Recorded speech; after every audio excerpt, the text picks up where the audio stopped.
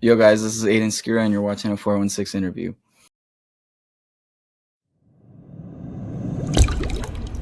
First thing I want to ask you is when did you start creating music? But I think I was 13 and a half, or like almost 14. It was in grade 8. Um, and yeah, I started doing like covers on YouTube of like a bunch of pop songs, like Ed Sheeran and like Sam Smith and stuff. And then it turned into dropping original stuff on YouTube as well, like later in grade 8. And then grade 9 was SoundCloud, and then grade 10 was all platforms, and then now it's everything, I guess. But yeah, What made you start creating music? I just liked it. Like I was always singing around the house and stuff. Like I know that's corny to say, but like I my parents told me I was good. I don't think I was that good when I was younger, but like I was just told that I was good at singing. So like I'd sing in the car, like on the radio and stuff. But like I don't know. I just figured at some point I was like, if I want to make a career out of this, like this is my dream or whatever. Like I might as well, you know, get to it. So Alright, first off, is Aidan Skira, is that your actual name? Or is that artist name? yeah, bro. I there's a weird thing about my name too, because I thought about like making my name something else, because I thought it was like I'm super like white, like I thought it would be corny, like just like Aiden is like immediately associated on TikTok with like Minecraft kids that have like a stutter or something. Like they make it like super like they make it like super, like they make it super weird. So I thought that would be weird. Not that I wasn't a Minecraft kid, because I definitely was, but like, I don't know. I decided just to keep my name because I started it that way, and I saw a few of my friends like they changed it to like rap names like throughout, and then it's like hard to search them up after though. So it's like I just, I'll never change my actual name. So, if I get big enough and want to change it to like some symbol or something, or like an 8 ball or something, like maybe I'll do that, but for right now I think it's cool. It's my name. What made you go with like your actual name instead of, creating an artist name? To be honest, like I don't know, because when I started posting stuff on SoundCloud, like everyone had those like lil names or whatever, right? Like it was during like when everyone was popping off in like 2016 or whatever. So um I don't know. I just like I thought my last name at least is pretty unique. So I was like, that kind of sounds like something. But to be honest, I never thought of it as like I never thought of it as like a cool name, because like I thought of like Justin Bieber. Like Justin Bieber was one of my biggest like inspirations or whatever when I started making music. But like, no, still now, but like he just the idea of like Justin Bieber or like Selena Gomez, like those two, like it's their actual name and it works. So I don't know. I thought just keep it like that. But it cringes me out sometimes though, like when people just call me by my last name. Like I feel like it's weird just personally, but people tell me it sounds like an artist name, so I don't care. What's your creative process like? How do you create a song?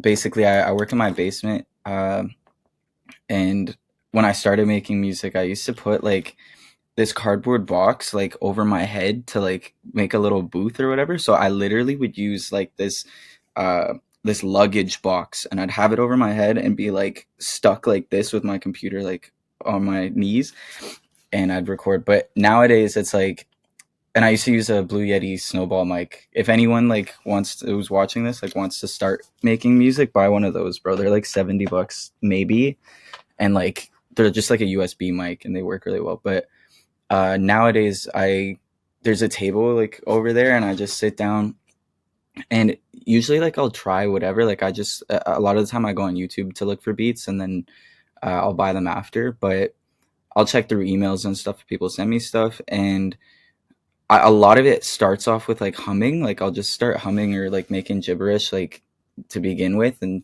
freestyling kind of off of that, and then it'll turn into something. But a lot of the time for me personally, which like engineers don't like, and that's why I kind of record myself, like is I'll start in the middle of a song. So like if I have like a bridge idea, like I'll go all the way to nearly the end of the song and do it, and then I'll just come up with a chorus after that kind of matches what I'm doing.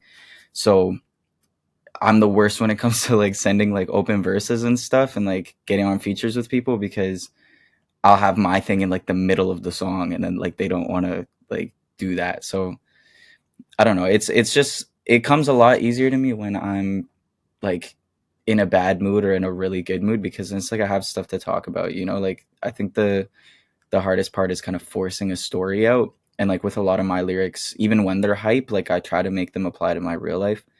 Um, but you know, sometimes like you'll get some songs that like just don't make sense and like maybe they'll never come out. But you know, that's kind of my process. Just sit down, gibberish, and if I start feeling something, like then we're putting that out. Like you know, So you recently signed to Wax Records. When did you sign to them, by the way? um, January of 2023. How's that feeling? Getting signed, bro. Bro, it's like it's cool. Like it definitely like it's not crazy different. Like I think the biggest misconception is that it's like insanely different than being solo. Like obviously there's perks to it. Like I think the main thing that the label's been able to help out with is like um kind of like playlisting and like getting me on stuff like Apple Music, like on the uh new and hip hop, or like for Amazon Music I did this playlist.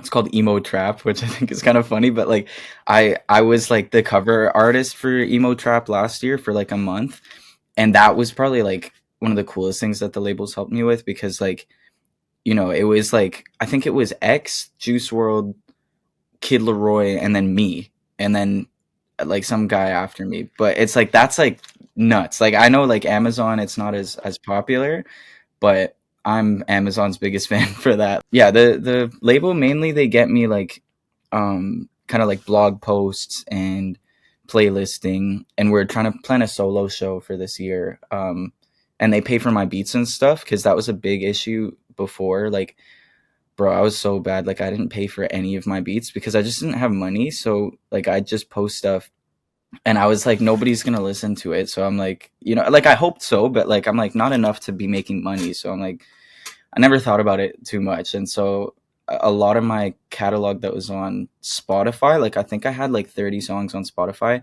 All of it got removed once I got signed, because they didn't want to buy like every song, like every beat to the older songs. It makes sense. Like some of them shouldn't be up there, but I had like a whole album out and everything, and all that's on SoundCloud now too. But like, I definitely like buy your beats before you're doing stuff like that, because obviously it's a legal thing too, right? So but yeah, other than that, like it's been cool. I've been able to go to a decent amount of events and like meet some more like pop radio artists, especially like this one guy that's signed to my label, his name's Sean Desmond. They're more focused on the pop radio aspect, and for them like I'm kind of like I don't know what word to say for it, but like I'm different.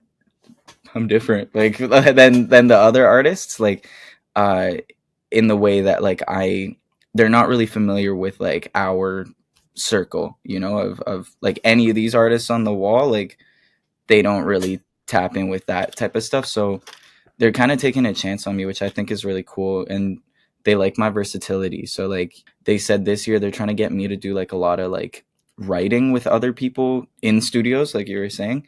Um because they like my versatility even for their artists. Like I wrote like a country song the other day. I've never done that in my life. And like I showed them and they were like, how long did it take you to make this? I was like, maybe 20, 25 minutes. And they're like, yeah, we need to get you like in the studio, because then I can get royalties from other people's stuff too, right? Ah, okay, okay.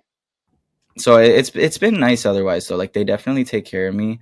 Um, but you know it's more so I'm still doing all the artwork myself. I'm still um all these shows that you've seen is completely like just people booking me, like without the label's help. And this year we're trying to do like more stuff. Like there's a possibility that I might be going to Halifax for like this like festival thing this year, and they're gonna fly me out and stuff, which I'm like so excited about because I haven't been on a plane since I was like 10.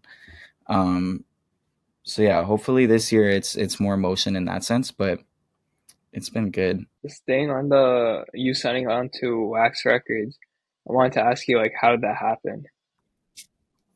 Okay, that's it's actually crazy, bro. Like this felt like some like movie moment, low key, because like basically I did this show with my friend Gavin and his cousin Ian. He invited me up to St. Catharines where he lives usually, and it was the summertime of 2022 actually, and I performed. It was sick. Like we, it was at this bar. Forgot what bar it was called. I think it's something tavern. Um, and I performed like as the opener, and like I wasn't even on the flyer or anything. Like I didn't. Nobody knew me at all. Like I've never been to St. Catharines, and I pulled up. There was like maybe 50 people. Like it was a decent amount for like a bar. Um, and I opened, and people were really liking it, and I'm like, bro, like I'm not like I've never had like this kind of reception because like the biggest crowd that I did before that was like when I performed at school, like at elementary school, like at talent shows. So I like got that feeling again where I was like, yo, this is like I forgot like what that feels like people actually enjoying what's happening because like at the bars like I said it's more old people so you don't really get that. But yeah, I had a lot of fun. I did maybe like 4 songs, and since I'm kind of like short, like my boy Gavin, he's like super like energetic all the time, and he's like, yo, we're gonna make you stage dive today, we're gonna make you stage dive in the bar. And I was like, what? So like i I did it. I did it, and I was like, they just I kind of just jumped off, and it was sick. Like it was actually fun. Like I did it during my other friend's song, and I posted that clip on Snapchat, and I was like, thanks for coming out tonight, like acting like they came for me, like they didn't know me. But I got so many good comments about like my performance afterwards, and like I've never had that like face to face interaction because I only started doing that then.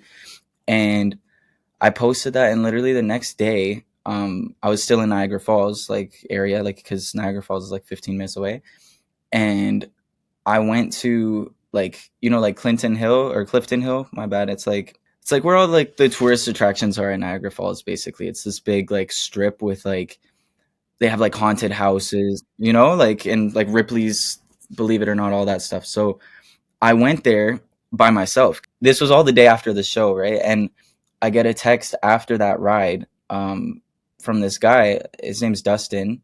Shout out Dustin. But bro, like I didn't know who this guy was, to be honest. I didn't know like who he was at all. But on Snapchat, I add everyone back who adds me, basically, because when I was younger, I used to like quick add everyone and like spam them my music links, and I'd get like some crazy comments like about like kill yourself, don't send me this, things like that, like crazy stuff in high school.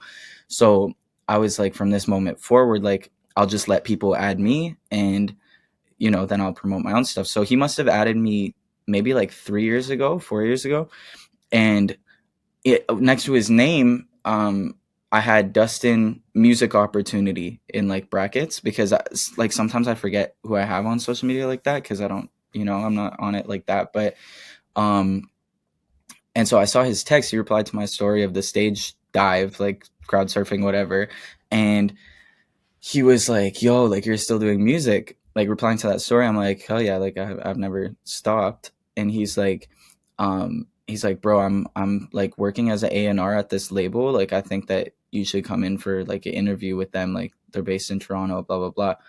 And like I'm kind of looking at it like, "Yo, who is this guy?" Like I kind of like, I've had like a million like emails sent to me and stuff like that like are just not legit. Like it's like I'm so and so from whatever. And so I saw that, and I'm like, bro, this is not real. And I looked through my chat with him, and I'm like, who is this guy even? So I scrolled up, and like I saw messages from him in like 2021 saying like, bro, I'm trying to be part of the music industry, like behind the scenes, blah blah blah. Like at some point I'm trying to work with a label. So that was his thing. Like he was interning at Wax, and basically, yeah, he was like, let's set up a call. So like I was walking around Niagara Falls by myself, and he calls me, and I'm walking right by the falls, like literally right on this path. Movie stuff, bro. Like I'm like walking right past, and we set up this meeting, and I went to it was this older building that Wax had like maybe a week after, like they used to work at this other building, and I went there with my dad and my ex-girlfriend, and we just, or sorry, no, I went by myself. I don't know about the day I got signed. I think I went, or the day I met up with him. I think I went by myself, and yeah, we talked to them, and like they're playing like my song "In Your Shoes" like in the building, and I'm like, what the like I'm walking into this corporate office with like older people, and they're all playing like my most like hype song at the time, and I was like, this is nuts. So I talked to them for a bit. Uh, they're looking at my numbers, and straight up they told me to my face, they're like, yo, this is like, your numbers aren't what we thought they were, like they're not great. And like I was like, I knew that, like I hope that they knew that already, but they still took the chance because they're like, yo, like you have a lot of talent, like I think we can turn this into something. And then I met up with them. I think the next time I met up with them in person was to sign, and it ended up being like months later because like that was during the summer. And I ended up going with my dad and my ex-girlfriend to that. And yeah, I signed it, and now I'm chilling. All right. What's with the 8 ball and like the emoji and everything like that? I have like a new story for this every time, but the main story, I just thought it looked cool. Like to be honest, like I wanted like some sort of logo. Like I was seeing like, I don't know who in particular I was seeing posting stuff, but a lot of people just had like their own logo or their own emoji or whatever. And it's like, I don't know, like Trippy Red uses like eyes and stuff, and like Young Thug uses like the spider or whatever, like things like that. And I just saw that, and I'm like, bro, like I need some sort of like branding, because like I am like, I was really like the Aiden part of Aiden Skira, where like I'm a very basic like white guy like back then. Nothing wrong with being white, but you know, like I was pretty like plain Jane, like especially in early high school. Like I kind of just followed what other people were doing, and I was like, yo, I need something to like, like spread me apart without it being corny. And like I just saw that logo, and I was like, or that ball, and I was like, this is kind of cool, because for me, like nowadays, I kind of see it as more of like a, like the whole idea of like the 8 ball is like you shake it, right, and it has like your, it answers yes or no questions, right, and like it's, you never know what you're gonna get, but if you're lucky, and like, like you're, it just represents luck. And like I feel like my whole life, like I've been very lucky and like blessed to like be in situations that I've been in. And like I think that just coincides with everything, because it's kind of like, I'm taking a chance, I'm whatever, like it's not going to be a yes every time, it might be a ask again later, but when I ask again later, things are happening for me. Like, so it's like, I don't know, I see it as kind of a symbol of, as much as talent can drive like someone's success, like bro, luck is a huge part of it too, and just being in the right place at the right time. um and I kind of associate all that stuff together in that. But What artists do you listen to? when I was younger, it was like a lot of Justin Bieber, like Ed Sheeran.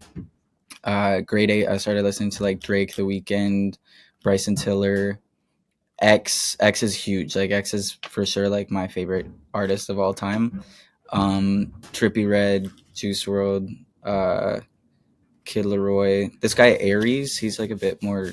Uh, he was a YouTuber, but he turned into an artist. I'm trying to think. This guy Johnny Yukon is really good too. Um,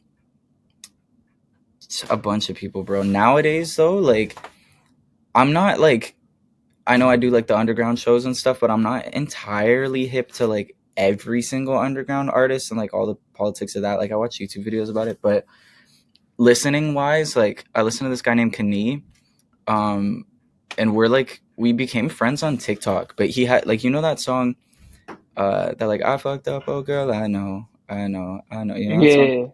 Yeah, yeah. Yeah, that's his song. But like that song, like I think it has like 140 mil on like Spotify or something crazy. And like he, me and him were friends on TikTok, like mutuals or whatever.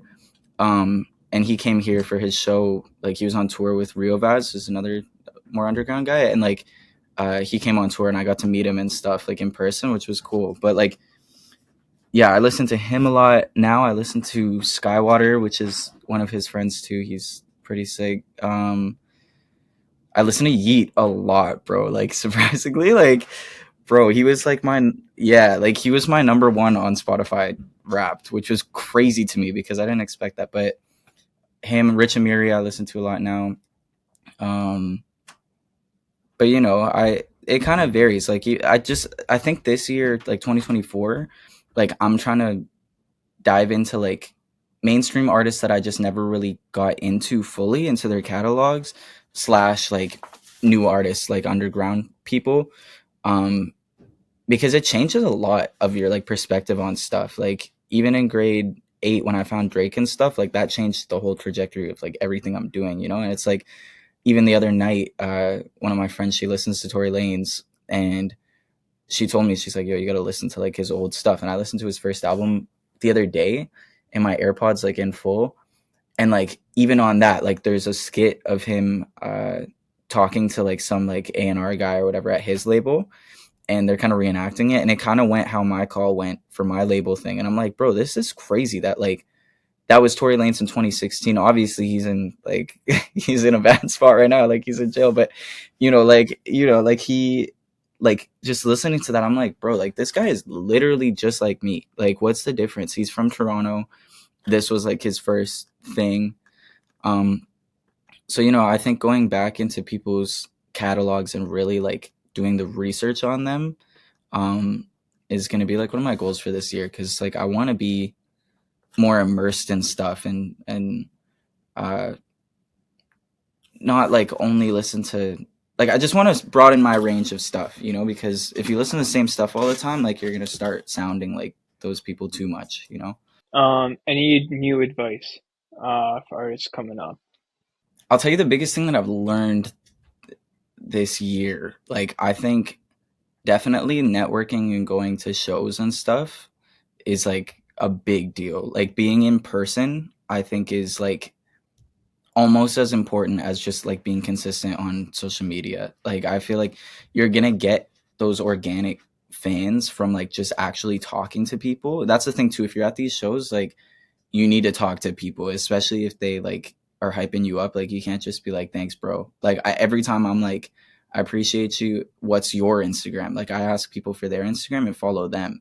So like they're, like they feel like, there's a connection because there is, bro. It's like the idea of like ego and stuff at these things is I could get into that later too, but like I think the biggest advice is to really get outside and like communicate with people because for me I did however many years, what, like 5-6 years of like just being in the basement, and like it got me some cool songs, it got me whatever, but even like that's testament to being outside. Like that first show that I did in St. Catharines, that one show changed my entire trajectory of life. Like that changed everything. Like I didn't even like I dropped out of school partially because of that too. Like that was part of the reason. There's more to it, but like one performance video or one anything, it really shows people that like you're outside and you're doing it. Because you could have the best music in the world, but if you're not leaving your basement, like